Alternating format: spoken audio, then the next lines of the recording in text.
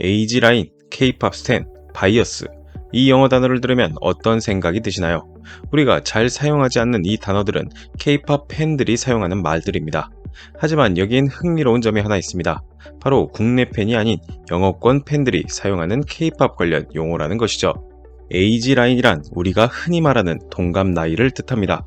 우리나라를 포함한 동양 문화에서 익숙한 나이 문화는 존댓말을 포함해 케이팝 그룹 내에서도 형, 언니 등으로 명확하게 나뉘고 있죠. 영어권 사람들에게는 없는 문화이지만 그들은 자신만의 용어를 만들어 케이팝을 떠나 우리 문화에 깊게 빠지고 있음을 확인할 수 있습니다. 케이팝 스탠의 경우 케이팝에 광적으로 빠진 팬들을 뜻하는 말이며, 바이어스는 멤버가 여럿인 케이팝 그룹에서 가장 좋아하는 멤버를 뜻하는 말입니다. 우리나라에서 사용하는 용어로 하면 최애 멤버가 되는 거죠. 여기에 더해 두 번째로 좋아하는 멤버를 뜻하는 바이어스 레커라는 말도 있고, 콩글리쉬로 우리가 자주 쓰는 화이팅의 경우도 이제 K-팝을 좋아하는 해외 팬들에게는 흔한 응원 용어가 되었습니다. 지금은 이처럼 그저 흥미로운 이야기가 들려오는 세계의 K-팝이지만 사실 아시아를 벗어나 서양, 특히 미국에서 K-팝은 자리 잡은 것이 몇 년 되지 않았습니다. 아니, 솔직히 말씀드리면 아직도 완전한 주류 문화라고 보기는 어렵죠. 불과 3년 전인 2020년만 해도 미국 관객이 K-팝에 열광하는 이유가 뭘까? 대체 무슨 매력이 있는 걸까? 하는 기사가 쏟아졌습니다. 즉, 그들의 입장에서도 한국 가수 공연에 줄을 서는 미국인들을 이해하기 어려운 놀라운 일이었던 거죠. 즉, 소수의 문화였던 겁니다. 심지어 이상한 애들만 즐기는 문화라는 이미지도 있었습니다. 하지만 지금은 다릅니다. 물론 가야 할 길은 여전히 멀지만 적어도 K-팝이 미국 주류 문화 입구에 서 있다는 것만은 분명합니다. 이를 증명하는 행사가 최근 미국 LA에서 열렸습니다. 이전 일본 영상에서도 소개해드렸던 한류 축제 K-콘 이야기입니다. 이전 기록을 모두 뒤집는 무려 14만 명의 인원이 행사장을 찾았다고 합니다. 온라인으로 행사를 지켜본 사람은 전 세계 590만 명이라고 하죠. 오늘 트루코리아는 이를 살펴보고자 합니다.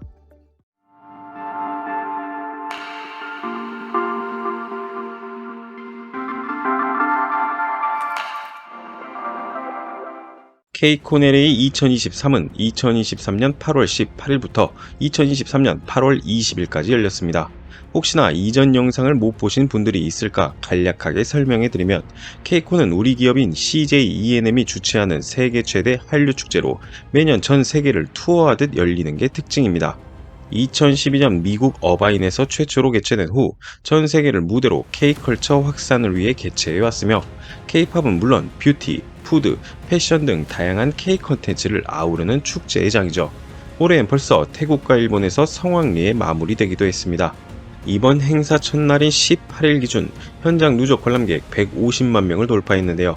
2012년 미국 캘리포니아주 어바인에서 첫 행사를 연 지 11년 만으로 2019년 누적 100만 관객 기록을 세운 지 4년 만의 기록입니다. CJ E&M은 18일부터 20일까지 3일간 열리는 이번 행사를 찾는 관람객이 10만 명을 거뜬하게 넘어갈 것으로 추산했는데, 결과는 무려 사흘간 14만 명이 다녀갔습니다. 이번 행사의 티켓 가격은 $30에서 $500에 이릅니다. 올해 현장 관객 수는 지난해 이틀간 진행된 행사를 찾았던 9만 명보다 5만 명 늘어난 규모입니다. 또 지난 사흘간 온라인에서는 전 세계 176개 국가 및 지역에서 유무료 관객 약 590만 명이 접속해 행사를 즐겼다고 하죠. 사흘간 미국 로스앤젤레스의 LA 컨벤션 센터와 크립토닷컴 아레나에서 열린 K-콘 현장에는 하루 평균 4만여 명이 몰려 행사장을 발디딜 틈 없이 가득 메웠습니다. 이번 콘서트에는 K-팝 아이돌 있지, 아이브를 포함해 21개 팀이 참여했습니다. K-팝 공연을 중심으로 한 이번 행사에 많은 미국인, 아니 다국적 손님이 찾은 것 그 자체만으로 즐겁고 행복한 일이지만, 해당 축제는 여기서 그치지 않습니다. 행사가 열린 LA 컨벤션 센터는 사실상 K-문화 종합 전시관이었는데요. 이번 행사의 공식 후원사인 삼성전자와 게임사 펄어비스, 한국관광공사, 아시아나 항공, 올리브영 등 기업들은 부스를 차리고 팬들을 맞이했죠. K-팝 스타들이 직접 나서서 팬들과의 만남을 갖는 무대 사이사이엔 한국의 뷰티, 패션, 음식, 생활 분야 등 50곳의 중소기업 부스들이 차려져 있었고, 각 부스에는 화장품 샘플 같은 경품을 받으려는 K-팝 팬들이 수십 미터씩 긴 줄을 서기도 했습니다. 한복 댄스 챌린지 및 달고나, 딱지치기 등 다양한 이벤트가 열렸고 심지어 아이돌 그룹 멤버가 행사장을 찾은 팬들에게 한국어 단어를 직접 알려주는 행사도 진행되었죠. 좀 더 세세하게 봐볼까요? LA에서 열린 케이콘은 한국에 관심 있는 미국의 젊은 세대가 총 집결하는 행사인 만큼 우리 농식품부와 한국농수산식품유통공사는 케이콘 행사장에 K푸드 홍보관을 조성해 현지 젊은이들에게 K푸드의 매력을 대대적으로 홍보하기도 했습니다. K푸드 홍보관은 최근 K드라마나 예능으로 관심이 높아진 한국의 교복과 급식 등 학교 문화를 체험할 수 있는 공간을 기획해 참관객들에게 홍보관에서 먹고 즐기며 K푸드와 쉽게 친숙해지도록 운영했으며 본인이 직접 경험을 기록하고 공유하는 것을 즐기는 현지 젊은 세대들에게 큰 호평을 받기도 했습니다. 드라마에서나 보던 또 내가 좋아하는 가수들이 즐기던 것을 그대로 할 수 있는 행사, 그래서 케이콘이 한류문화 축제인 것입니다. 중소벤처기업부와 대중소기업 농어협력재단은 이번 행사를 통해 미국 진출을 희망하는 뷰티, 생활용품, 패션 등 소비재 중심의 50개 중소기업이 참여해 미국 현지 바이어와 1대1 비즈니스 상담을 진행했는데요. 이들은 케이콘 관람객 대상 브랜드 홍보 판매 행사에 참여해 311억 원의 계약 추진과 4억 원의 현장 판매를 달성하기도 했습니다. 분명 K-팝과 한류는 지금 우리 대한민국이 내놓을 수 있는 최고의 상품이자 문화입니다. 이런 기회를 놓칠 수 없는 만큼 우리 국가의 행사와 관광 홍보도 진행되었습니다. CJENM은 행사에서 부산 엑스포 홍보 활동을 진행했는데요. 이번 행사에서 K-팝 가수들의 공연과 팬미팅, 컨벤션장 내 대형 스크린을 통해 엑스포 홍보 영상을 공개했죠. 또한 서울시와 서울관광재단은 미국 현지인을 대상으로 서울관광 홍보 프로모션을 진행했는데요. 권혁빈 서울관광재단 글로벌 1팀장은 미국 내 한류 인기가 높아지면서 엔데믹 이후 미국이 핵심 방한 국가로 떠오르고 있다며 앞으로도 미국 내 한류 팬을 주요 대상으로 한류 콘텐츠를 활용한 마케팅을 지속해서 추진해 서울 관광의 매력을 알릴 수 있도록 노력하겠다고 말했습니다. 이번 행사는 세계 최고의 시장인 미국에서 열렸다는 것, 수많은 사람이 모였다는 사실 자체도 중요하지만 제 눈길을 끄는 건 하나 더 있었습니다. LA에서 열린 한류 축제이기에 그쪽 언론에서 관심 갖는 거야 당연하지만 신기하게도 일본, 중국에서도 이를 관심 있게 지켜본다는 것이죠. 즉, 케이콘은 어느 나라에서 열리든 단순히 그 나라를 대상으로 한 행사가 아니라 전 세계에서 K-팝을 좋아하는 사람이라면 눈여겨보는 행사가 되었다는 겁니다.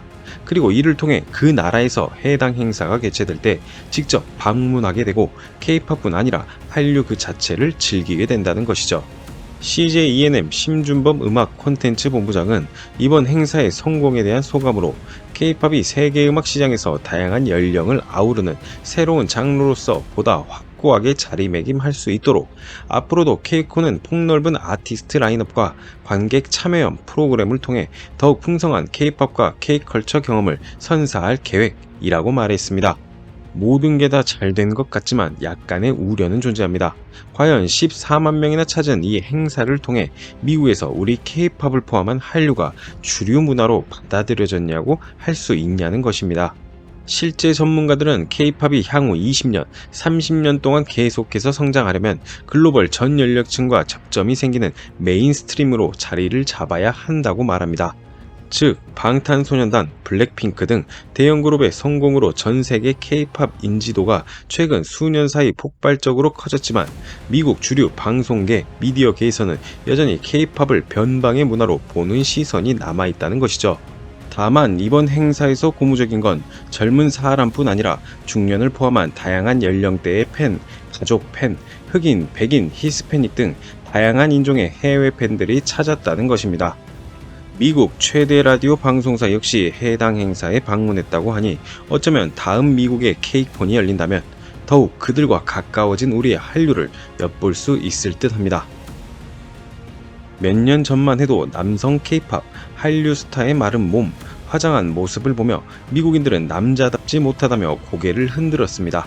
하지만 시간이 흐르고 그것을 잘 꾸민다, 멋있다 라는 것으로 보는 사람이 늘어나게 되었죠. 한국어로 노래를 부르는 게 이상하다던 사람들이 한국말을 배우고 따라 노래를 부르는 사람들도 늘어났고요.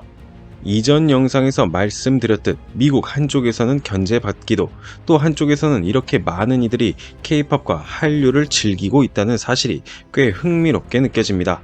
최근 잼버리 사태로 국가의 이미지가 떨어졌다는 말도 있지만 저는 그래도 기대해보고 싶습니다. 하나의 사건으로 사라질 수 있는 문화와 이미지가 아니라고 믿으니까요. 영상을 시청해주셔서 감사합니다. 구독과 좋아요는 영상을 만드는 데 큰 힘이 됩니다.